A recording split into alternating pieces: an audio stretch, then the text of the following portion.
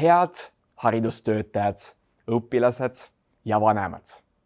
Head kolleegid ja sõbrad. 47 000 Tallinna õpilast läksid täna kooli.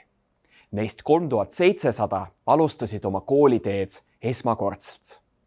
Nende kõrval on meie õpetajad, kellest sõltub laste ja noorte tulevik, seega kogu Tallinna linna ja Eesti riigi tulevik. Soovin teile jõudu uueks õppeaastaks. Tallinna linn samal ajal pingutab, et pakkuda teile parimat võimalikku töökeskkonda. Head õpilased, teile soovin eeskätt avastamise ja koolirõõmu. Te saate uuel õppeaastal kindlasti palju teadmisi, aga selle juures on kõige tähtsam hea tuju ja nauding tarkuse saamisest. Head vanemad, teie roll laste haridusteel on hindamatu. Ilma teieta ei jõua tegelikult kaugele. Soovin teile energiat ja kannatlikkust, et olla oma lastele toeks eeskätt emotsionaalselt.